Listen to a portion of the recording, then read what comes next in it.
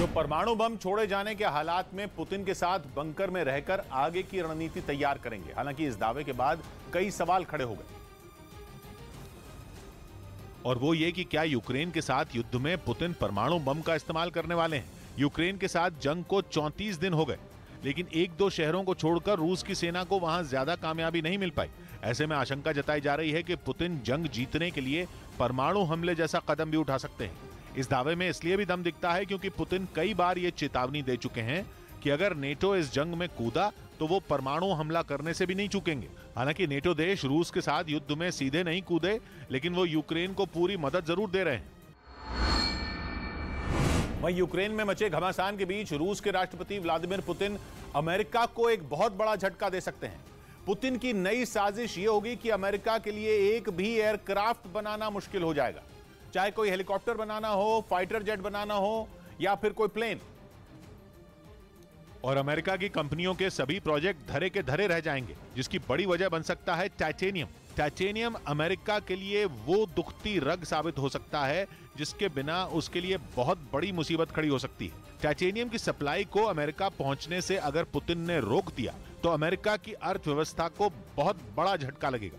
America की कंपनियों को टाइटेनियम की सप्लाई करने वाली कुछ कंपनियां पहले भी इसका जिक्र कर चुकी हैं। दावा है कि विमानों को केवल बनाने के लिए ही नहीं, बल्कि उनके रख रखाव के लिए भी टाइटेनियम की जरूरत पड़ती है। मतलब टाइटेनियम नहीं मिला तो प्लेन नहीं बनेंगे, और बने हुए विमानों का हवा में उड़ना भी मुश्किल हो सकता है। इसीलिए कहा जा रहा है कि अगर पुतिन की चाल कामयाब हुई तो अमेरिका की बंद मुट्ठी से भी प्लेन गायब हो सकते हैं, क्योंकि कच्चे तेल की ही तरह टाइटेनियम का भी रूस में एक बड़ा भंडार है। टाइटेनियम एक धातु है जो प्राकृतिक तौर पर जमीन के अंदर मिलती है, जैसे सोना या हीरा। ऐसे ही टाइटेनियम भी। लेकिन टाइटेनियम की खासियत यह है कि यह हल्का होता है, तापमान को नियंत्रित रखता है और काफी मजबूत भी होता है। इसलिए इसका इस्तेमाल किसी भी तरह के प्लेन बनाने में खास तौर पर किया जाता है। कई बार टाइटेनियम का विकल्प खोजने की कोशिश हुई है, अलग अलग धातुओं को इस्तेमाल करके देखा गया है, लेकिन अब तक टाइटेनियम का कोई विकल्प नहीं मिला। सबसे ज्यादा टाइटेनियम का उत्पादन चीन में होता है। पिछले साल दुनिया भर में पैदा हुए कुल टाइटेनियम का 57% हिस्सा चीन का था, जबकि पिछले साल हुए टाइटेनियम के कुल उत्पादन में 13% हिस्सा रूस का रहा। अगर रूस और चीन दोनों का कुल हिस्सा जोड़ दिया जाए तो कुल 70% हिस्सा इन दोनों मुल्कों का है। मतलब यह कि अगर रूस और चीन दोनों मिलकर टाइटेनियम के भंडार को अमेरिका जाने से रोकने की कोशिश कर लें तो अमेरिका के लिए मुश्किल खड़ी हो सकती है। उधर मारियोपोल शहर में यूक्रेन की फौज ने एक रूसी टैंक को तबाह कर दिया, जिसका वीडियो यूक्रेन के एक पत्रकार ने जारी किया, जिसमें दिखा कि मारियोपोल की एक सड़क से गुजर रहे इस रूसी टैंक को यूक्रेन की सेना ने पलक झपकते ही नष्ट कर दिया। बताया गया कि ये टैंक वहां के रिहायशी इलाकों को टारगेट कर गोले बरसा रहा था, जिस पर यूक्रेन की फौज ने पीछे से धावा बोला। इस सटीक हमले के बाद उस टैंक की रफ्तार थम गई और खबर है कि उसमें सवार सैनिक भी मारे गए। इस बीच यूक्रेन ने राजधानी कीव के पास बसे इरपिन शहर को रूस के कब्जे से आजाद कराने का दावा किया, जिसका ऐलान करने के लिए खुद राष्ट्रपति व्लादिमीर ज़ेलेंस्की सामने आए। और उन्होंने दावा किया कि यूक्रेन के सैनिकों ने रूसी सेना को इरपिन से पूरी तरह खदेड़ दिया। यही नहीं, उन्होंने कीव के भी कई इलाकों में रूसी सेना को मुंह तोड़ जवाब दिए जाने का दावा किया। हालांकि ज़ेलेंस्की ने इस बात से भी इनकार नहीं किया कि कीव के कई इलाकों में रूसी सेना मजबूत पकड़ बना चुकी है। वहीं इरपिन के मेयर ने भी शहर के आजाद होने की पुष्टि की, लेकिन रूस के हवाई हमलों की आशंका को देखते हुए उन्होंने लोगों से फिलहाल वहां नहीं लौटने की अपील की। वहीं यूक्रेन ने यह भी दावा किया कि उसने त्रोस्तियानत्स कस्बे को रूस के कब्जे से छुड़ा लिया है। यह कस्बा यूक्रेन के सूमे शहर का हिस्सा है, जिस पर जंग छिड़ने के बाद रूस ने कब्जा जमाने का दावा किया था। लेकिन अब यूक्रेन का कहना है कि उसने हमले में बुरी तरह तबाह हो चुके इस कस्बे को रूस से फिर छीन लिया है और वहां अब रूसी सैनिकों का नामो निशान नहीं बचा। वहां से जो तस्वीरें सामने आई उनमें त्रोत्सियानेत्स कस्बे में दहशत के बीच जी रहे लोगों ने यूक्रेन के फौजियों का हाथ हिलाकर स्वागत किया।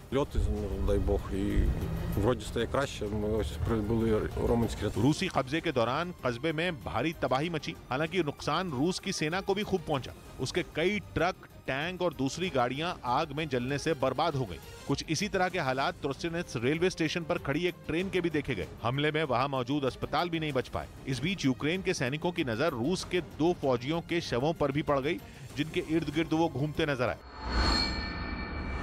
उधर यूक्रेन की सेना ने कीव पर रूस के कब्जे के दावे को गलत बता दिया। एक रोज पहले ही रूसी सेना ने राजधानी कीव में घुसने और वहां के कुछ इलाकों पर कब्जे का दावा किया था और अपने दावे को सही ठहराने के लिए एक वीडियो भी जारी किया था, जिसमें रूसी सेना के टैंक और बख्तरबंद गाड़ियां तेजी से कीव में घुसती दिखी थी। कुछ इलाकों में रूस ने दुश्मन के विमानों और मिसाइलों का पता लगाने के लिए रडार तक तैनात कर दिए। यही नहीं, यूक्रेन की सेना के ठिकानों को तबाह करने के लिए मिसाइल तक दागी गई। इस वीडियो को जारी कर रूस ने कीव में घुसने और कई इलाकों पर कब्जे का दावा किया था, लेकिन एक दिन बाद ही यूक्रेन की सेना ने रूस के इस दावे को गलत ठहरा दिया। Перший, другий танк, і вони як таргани так. पिछले कई दिनों से रूसी सेना कीव में दाखिल होने और उस पर कब्जा जमाने की हर मुमकिन कोशिश में जुटी है, लेकिन अभी तक उसे कामयाबी नहीं मिल सकी है।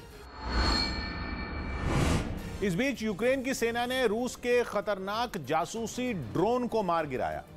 ओरलान 10 नाम का यह ड्रोन यूक्रेन के सैनिक ठिकानों की सटीक जानकारी रूस की सेना के पास भेजता था, लेकिन इस बार वो ऐसा नहीं कर पाया, क्योंकि खुद छिपकर जासूसी करने वाला ड्रोन यूक्रेन के सैनिकों की नजर में आ गया और उन्होंने इसे ढेर कर दिया। इसकी कुछ तस्वीरें भी उनकी तरफ से जारी की गईं, जिनमें रूस का ड्रोन जमीन पर गिरा नजर आया। उसके पास ही यूक्रेन का एक सैनिक भी बैठा दिखाई दिया। यूक्रेन के मुताबिक रूस का ड्रोन कैमरे के जरिए ली गई उनकी सैन्य ठिकानों की जानकारी रूसी सेना के पास भेजता था, जिसकी मदद से रूस के सैनिक उनके ठिकानों पर बमबारी करके उन्हें तबाह कर देते थे। और इस बार भी ये ड्रोन ऐसा ही करने आया था, लेकिन यूक्रेन की सेना ने हमला करके उसे मार गिराया। यूक्रेन ने इसे एक बड़ी कामयाबी बताया, क्योंकि रूस का ये जासूसी ड्रोन आसमान में सैकड़ों फीट की ऊंचाई से भी सटीक जानकारी देता है और इसमें उसकी मदद करते हैं ड्रोन में लगे अलग अलग तरह के कैमरे। ओरलान 10 ड्रोन में एक day light camera, thermal imaging camera और एक वीडियो कैमरा लगा होता है, जिनकी मदद से दिन हो या रात ये किसी भी इलाके की छोटी से छोटी जानकारी भी जुटाने में माहिर होता है। ये इतना खतरनाक जासूस है कि अपने लॉन्च स्टेशन से 120 किलोमीटर से 600 किलोमीटर दूर तक जाकर ये वहां की तस्वीरें आसानी से कैद कर सकता है।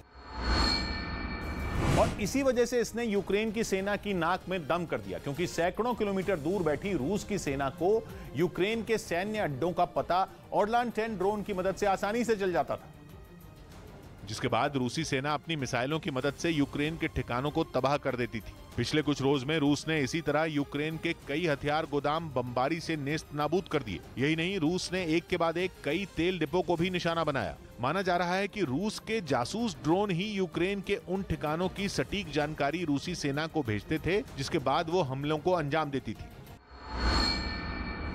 उधर रूसी सेना से भिड़ने के लिए यूक्रेन ने portable anti aircraft missile system का इस्तेमाल तेज कर दिया, जो उसे अमेरिका और दूसरे सहयोगी देशों से मिली। और इस घातक हथियार के जरिए यूक्रेन के सैनिक छिपकर रूसी सेना के हेलीकॉप्टर और टैंकों को आसानी से निशाना बना रहे हैं। यही नहीं, वजन कम होने की वजह से इसे आसानी के साथ कहीं भी ले जाया जा सकता है।